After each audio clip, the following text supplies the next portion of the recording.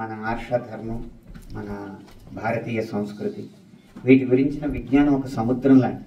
కానీ దాన్ని చాలా సరళంగా చెప్పాలంటే మనం ప్రతి మంత్రం ముందు, శ్లోకం ముందు ఓం అని అంటాం.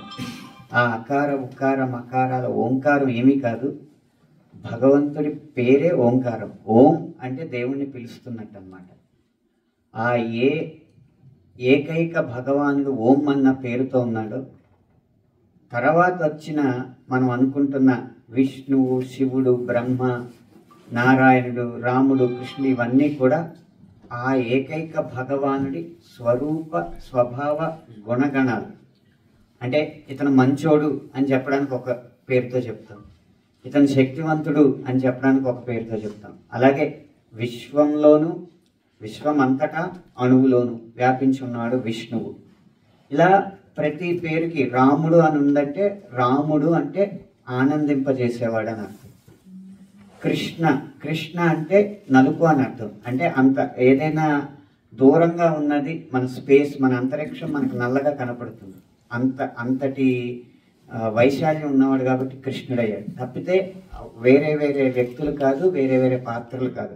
ఏకైక భగవానుడు ఓం అన్న పేరుతో ఉన్న భగవానుడి అనేక స్వరూప స్వభావ గుణగణాలే ఈ పేర్లుగా, ఈ పాత్రలుగా మనం చూస్తున్నాం.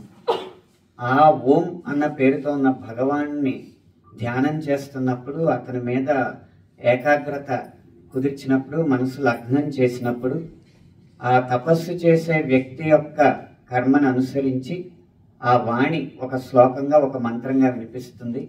ఆ మంత్రాన్ని విన్న ఋషిని ద్రష్ట అంటారు. ఆ ద్రష్ట మనకి లోకానికి ఒక మంత్రాన్ని అందిస్తాడు. అది ఒక్కొక్క వేద మంత్రంగా వచ్చి అలా వేదవాన్మయం వచ్చింది. వేదం అనే సాహిత్యం ఒకరు రచించింది కాదు, దేవుడు నేరుగా ఆ ఋషికి చెప్తే ఎంతమంది ఋషులు ఎన్ని మంత్రాలను దర్శించారో అవన్నీ లోకానికి వినిపించారు. అవి వేదంగా మనం చదువుతాం. అయితే ఆ వేదంలో ఇది మంచి, ఇది చెడు, ఇది చెయ్యాలి, ఇది చెయ్యొద్దు అని నిష్కర్షగా, నిర్మోహమాటంగా ఒక స్టేట్మెంట్ లాగా ఉంటుంది. కాబట్టి అది అందరూ అర్థం చేసుకోలేరు. కానీ ఆ వేదాల్లో చెప్పింది పాటించి నిజమైన ధర్మ మార్గాన్ని నిరూపించిన వ్యక్తులు ఎవరైనా ఉన్నారా అని ప్రశ్నించినప్పుడు రాముడు లాంటి మహానుభావుల జీవితాలు కనిపించి ఆ జీవిత చరిత్రల్ని ఇతిహాసాలుగా మనకు అందించారు. ఇతి హ అసం, ఇది అలాగే జరిగింది అని దాని అర్థం. వారి చరిత్రలు కూడా కాస్త అర్థం చేసుకోవడానికి అతి సామాన్యులకి కష్టంగా ఉండడంతో ఆ మంచిని కొన్ని ఉపమానాలు కల్పించి పురాణాలుగా, 18 పురాణాలుగా అందించారు. ఇలా మన సాహిత్యం వ్యాప్తి చెందుతూ వచ్చింది. కానీ ఇదంతా కూడా ఏకం సత్ విప్రాహ బహుదా వదంతి, ఒకటే నిజం, విభుతులు గొప్పవారు దాన్ని అనేక రకాలుగా చెప్తారు అన్నట్టుగా ఒకే దేవుడి, ఓం అన్న పేరుతో ఉన్న ఒకే దేవుడి సందేశాన్ని మనం తరతరాలకి అందిస్తున్నాం. ఇది ఎందుకు చెప్పడం జరిగిందంటే, ఎప్పుడైతే ఇతిహాసం ఇది ఇలాగే జరిగింది అన్నారో, మనకి రామాయణం రాసిన వాల్మీకి ఏం రాశాడో, భారతం రాసిన వ్యాసుడు ఏం రాశాడో అదే మన పిల్లలకి అందించాలి. కానీ మనకు అందంగా ఉన్నది, చూసుకోవడానికి అద్భుతంగా ఉందని చెప్పి మనం ఏది పడితే అది అందించకూడదు. నేను అద్భుతంగా పిల్లలు చేశారు, అందులో సందేహం లేదు. అంత ఓపికగా వారు చెప్పిన మాటల్ని గుర్తు పెట్టుకుని అభినయిస్తూ ఆ దృశ్యాన్ని కళ్ళకు కట్టినట్టు చూపించడం అనేది మామూలు విషయం కదా. అందుకు ఆ కృషికి మీ మొత్తం బృందానికి నేను అభినందనలు, కృతజ్ఞతలు కూడా తెలియజేస్తున్నాను. అదే సమయంలో అది వాల్మీకి రామాయణాన్నే చూపించాలి అన్న బాధ్యతను మాత్రం గుర్తెరిగి తర్వాత సంవత్సరాల్లో మనం ప్రదర్శించే ఇతిహాసాలను అలా చేయాలన్న మనవిని కూడా మీ ముందు చెప్తున్నాను.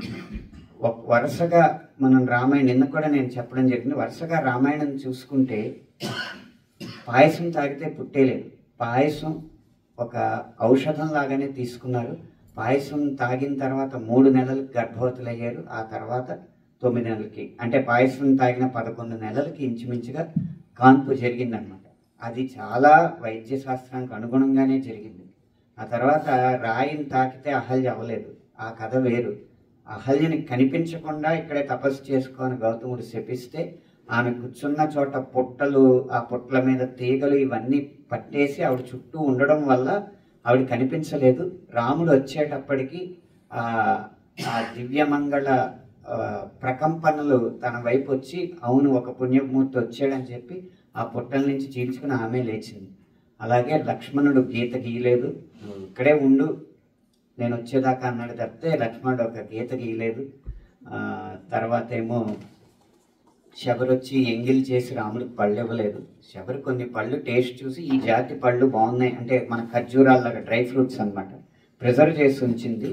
ఈ ఈ ఈ కొమ్మ పళ్ళు బాగున్నట్టు ఉన్నాయని చెప్పి తను రుచి చూసిన కొమ్మ పళ్ళు కోసి పక్క నుంచి రాముడికి అందించిన తప్పితే ఎంగిలి పళ్ళు ఇవ్వలేదు.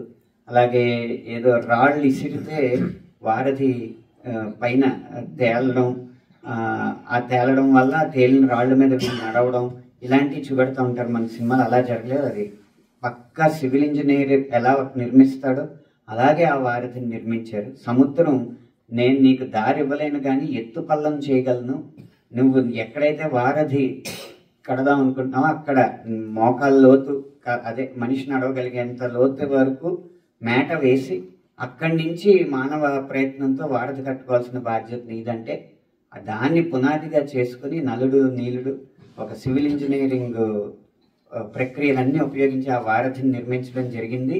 అలాగే ఒక ఉడతను తీసుకుని 3 వేళ్ళు రాముడు ఇలాగ మీటితే ఆ వేళ్ళు వచ్చినాయి అని చెప్పి ఒక పిట్ట కథ మనకి చెప్తా ఉంటారు.